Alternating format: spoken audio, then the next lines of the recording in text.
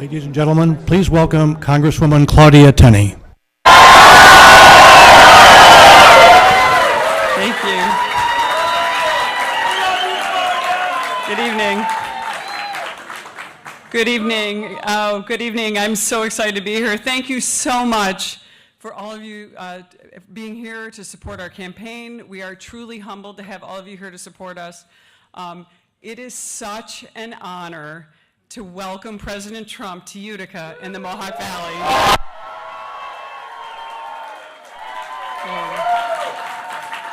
This is a region President Trump won by 16 points in 2016. This is historic because it's the first time a sitting U.S. president has visited Utica since Harry Truman in 1948. The people of this region have had a tough time for a long time, but we're still standing. And we're thrilled, after decades of failed policies, sometimes from both parties, to have an ally standing with us and fighting for our region. I've had the honor of getting to know and work with President Trump over the last year and a half. And let me tell you, whether it's taking on the bad trade deals, cutting taxes for small businesses in the middle class, or protecting our traditional values like respecting our flag, respect for our veterans, supporting our farmers, our family farmers, and with Remington Arms founded right down the road, protecting our Second Amendment rights. President Trump is truly a voice for the forgotten men and women of our region and our country. It is my honor to introduce our president, the President of the United States of America, Donald J. Trump.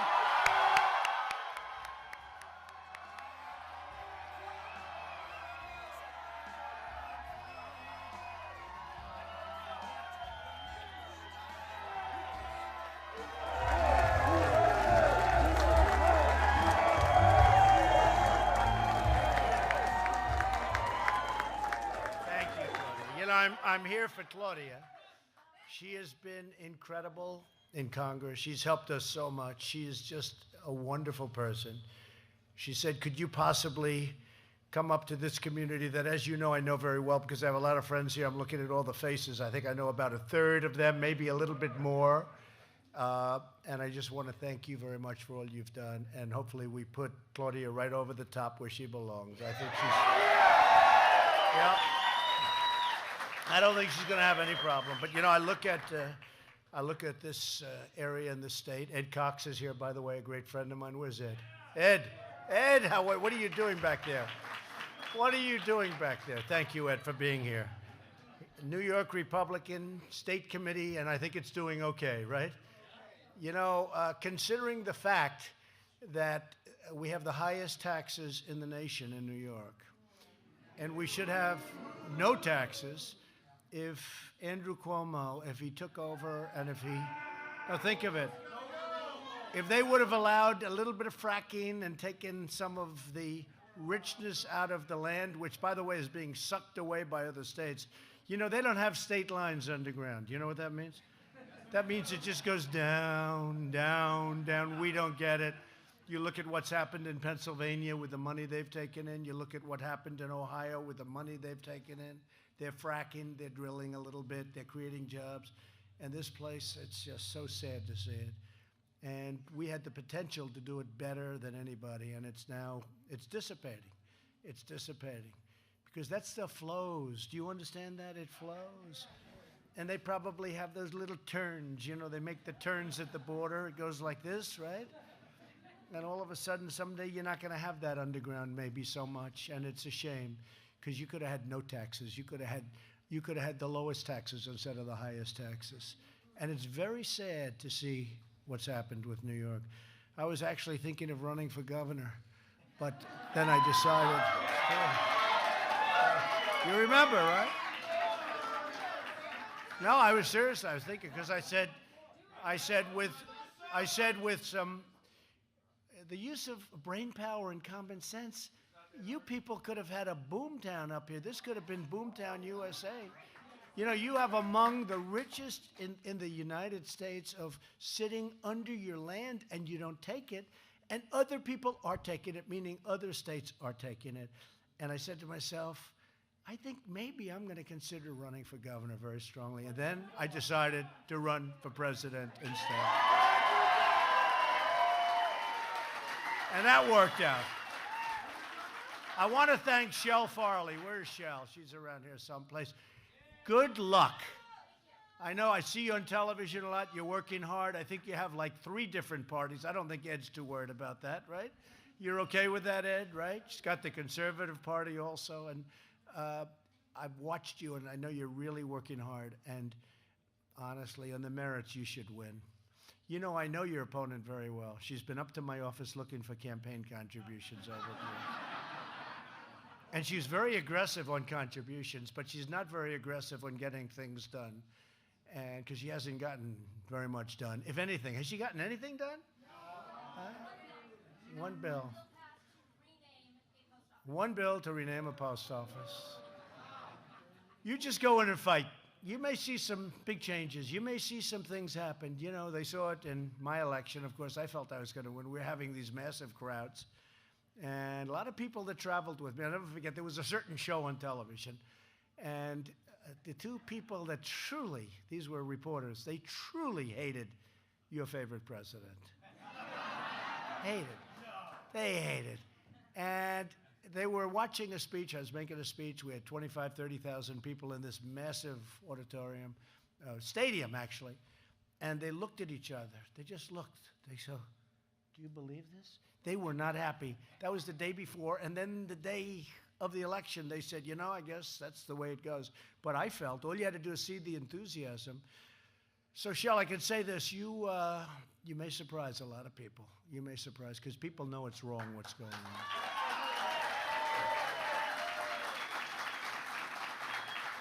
And she's just a puppet of Schumer. You know that. He put her there. I've never seen anybody like this. Your opponent, okay, your wonderful opponent, was the most pro-gun person that you've ever seen. The day she got that given position, she all of a sudden became like anti, like 100%. So people get it. I found that. You know, in the campaign against crooked Hillary, I found that people, that's true. I found that people get it. So I just wanted to, so I wish you luck, and Ed, keep up the good work. You're doing really well. You vote for somebody other than our fantastic Claudia. You're voting for higher taxes. They want to raise your taxes. They want to actually end these massive tax cuts that everybody in this room has gotten, that have been so popular, that have really made our economy the strongest it's ever been in the history of our nation. This is the strongest economy we've ever had, with the best jobs market. So they want to raise your taxes. They want to open your borders. You know, they want to open borders, okay? They want those borders to be open so nice and wide, let everybody flow in. And they think they're going to be Democrats, right? They probably are, maybe, who knows? They might not. But they want them to come, and that's one of the reasons. I really believe that's one of the reasons, because a lot of other reasons don't make a lot of sense. But they want open borders. They don't mind crime, because it comes with open borders, so obviously they don't mind crime. They hate ICE, because ICE, you know, is rough and tough, and that's what we need with certain kinds of people. I don't think that MS-13 fully understands the niceties of life. Do you think? So these people are great people. These are great people, but they're strong people. They're tough people, which is what we need. They don't like law enforcement. They don't want to take care of law enforcement. They don't take care of our military. They don't want to take care of our vets. Other than that, they're fantastic. Do you agree with that? Other than that, they're wonderful. But, and you better be careful, because you do have that big, big gun plant. How far is that down the road? Where is it? 1 mile down the road? Well, you better be careful, because they want to end your Second Amendment, and they're putting a big move on it. And Cuomo wants to end your Second Amendment more than anybody. Cuomo wants to take away your Second Amendment. Now, he called me and he said, I'll never run for president against you. But maybe he wants to. Oh, please do it. Please. Please. No. He did say that. He did. And maybe he means it. The one thing we know, and they do say, anybody that runs against Trump suffers. That's the way it should be. That's the way it should be.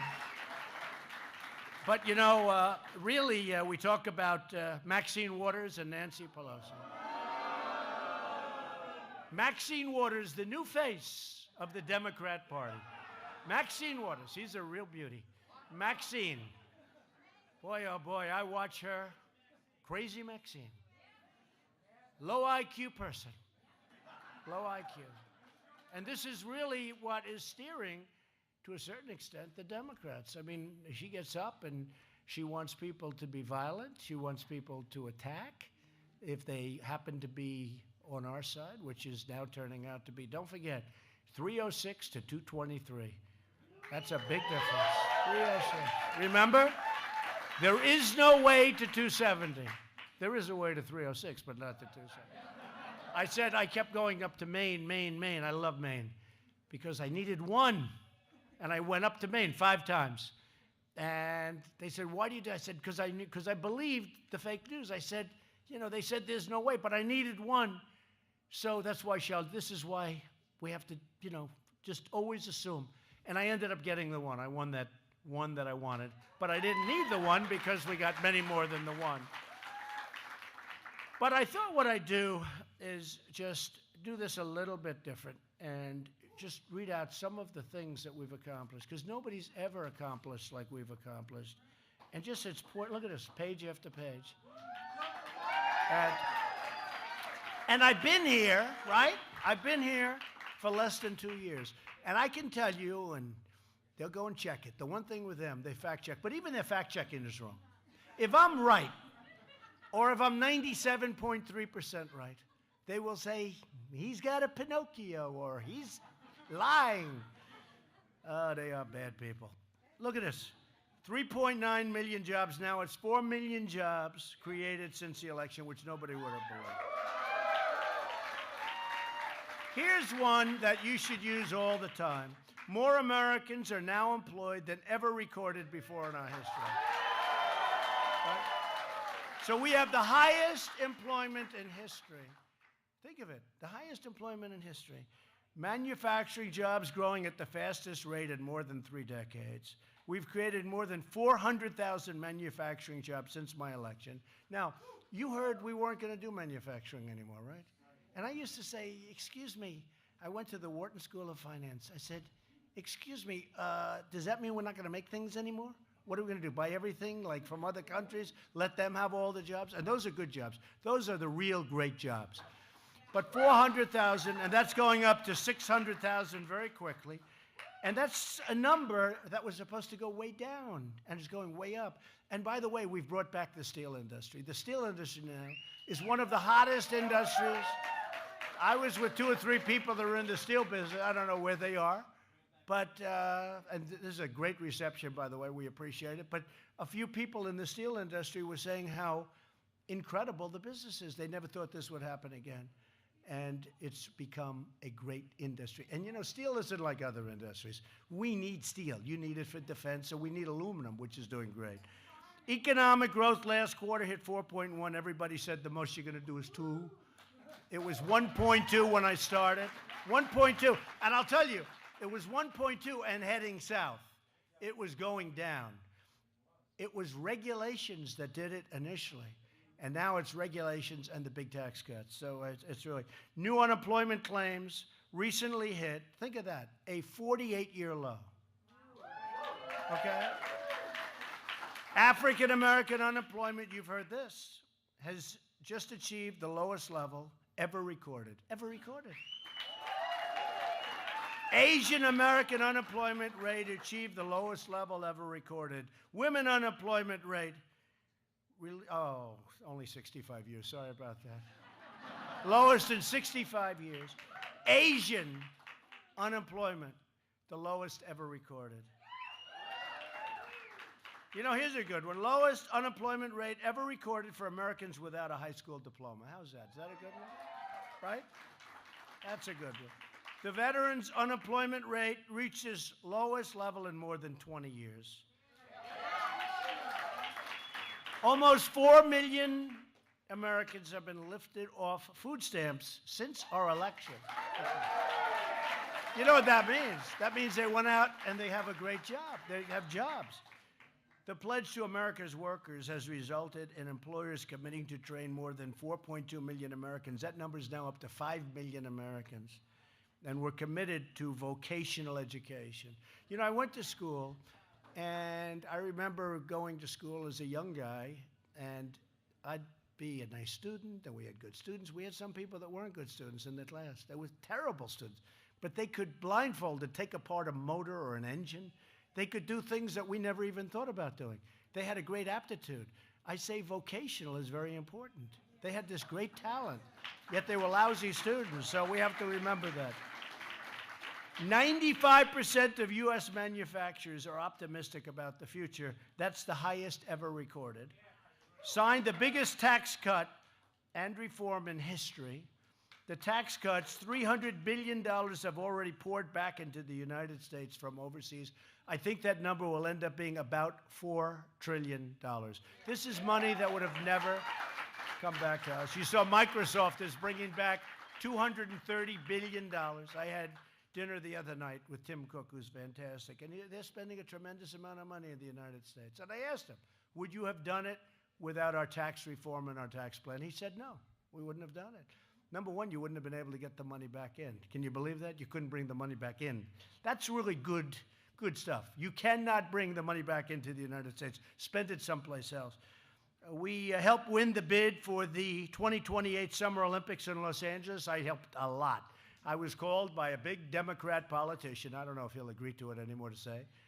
But he said to me, sir, would you take a call from the head of the Olympic Committee? I said, but I'm not president. This is when I wasn't president. He said, the president won't return his phone calls.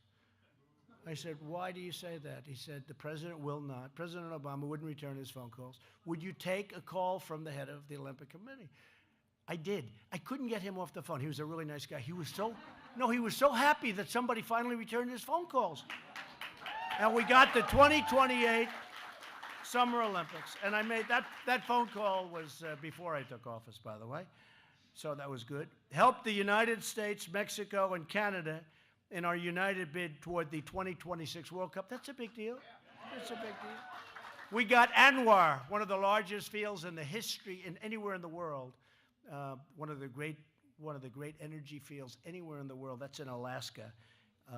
They've been trying to get that long before Ronald Reagan. Nobody could get it approved. We got it approved. That's going to be one of the great energy sources. We approved the Keystone and the Dakota Access pipelines in just about week one. They were dead. They were dead. I had dinner the other night with one of the gentlemen involved in the Dakota Access. He said, sir, we were dead. I never met him. We were dead.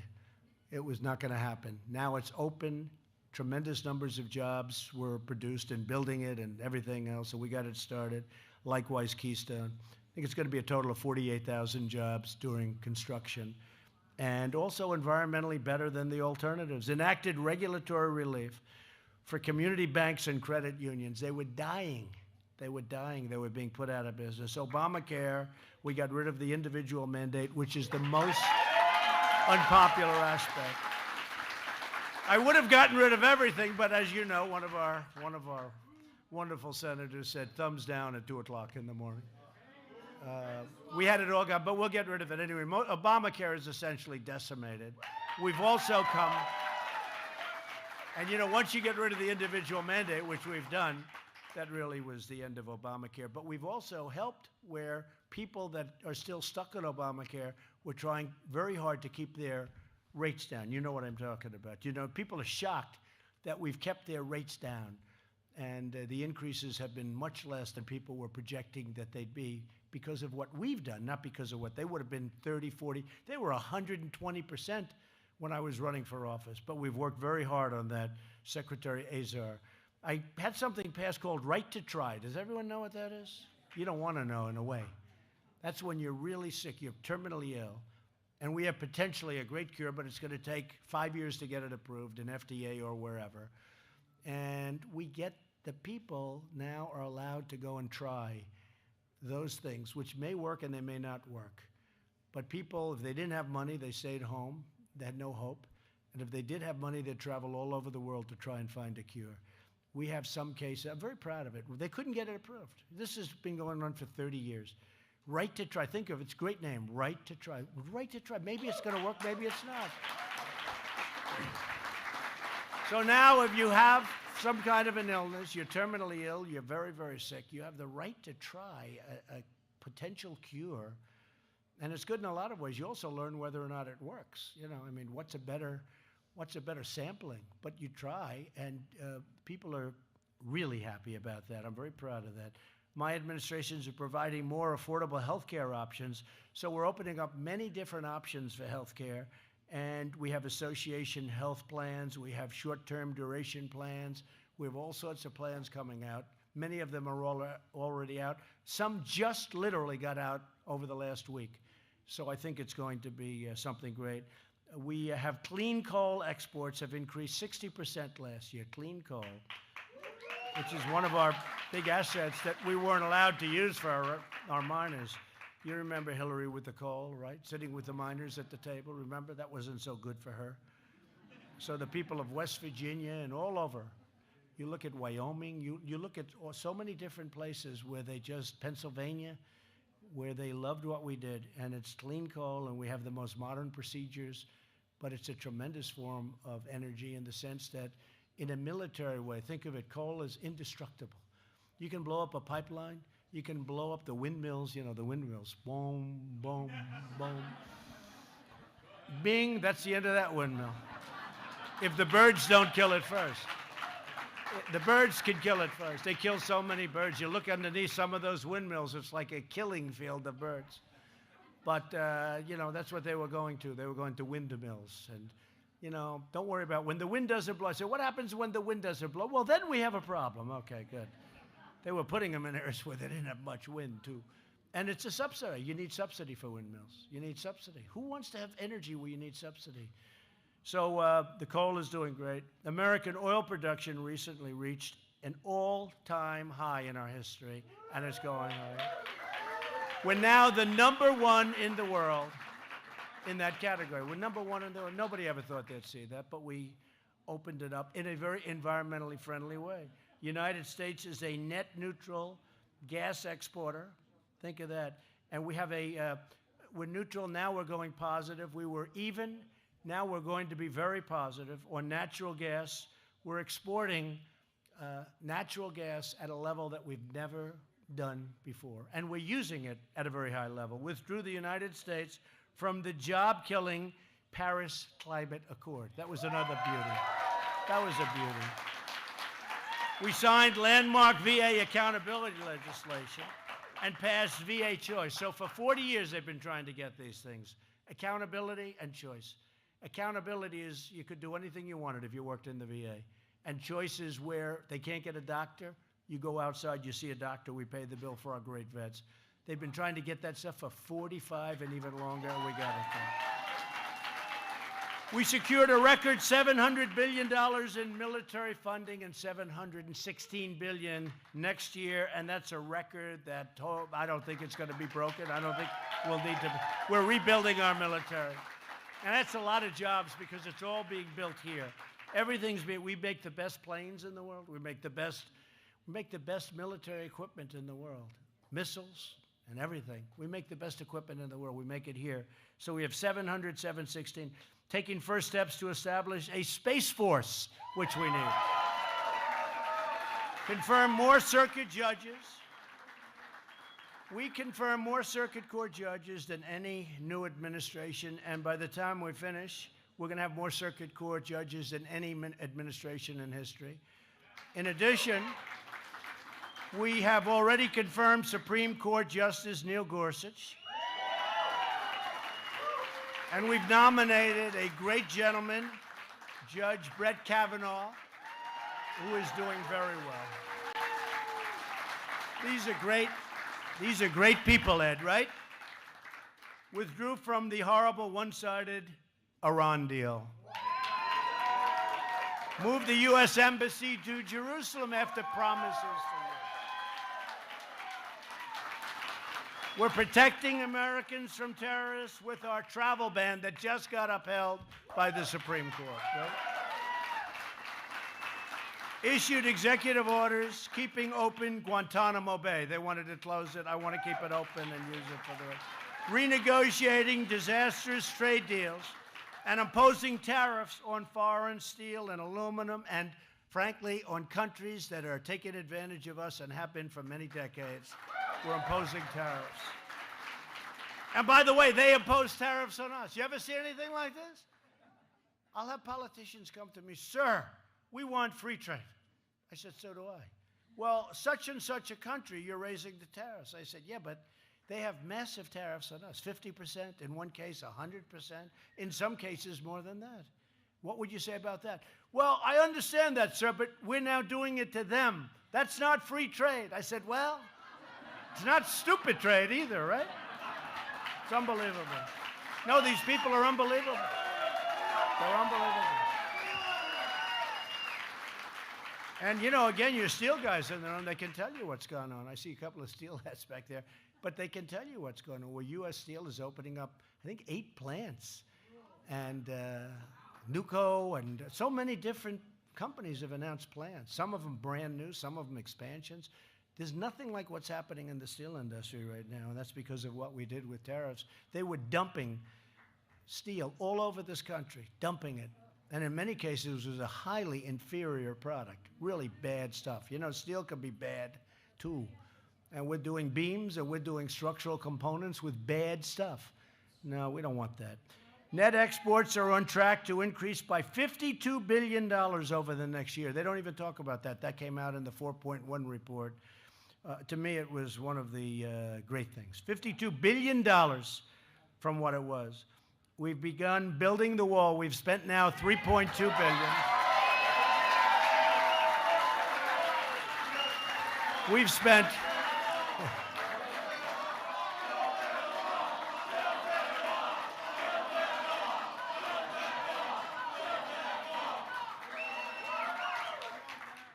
We've spent 1.6, and we're spending another 1.6, and now we're asking for $5 billion, and it's all happening. We're up in California and San Diego and various other places. We've got a stretch of 80 miles that's just starting.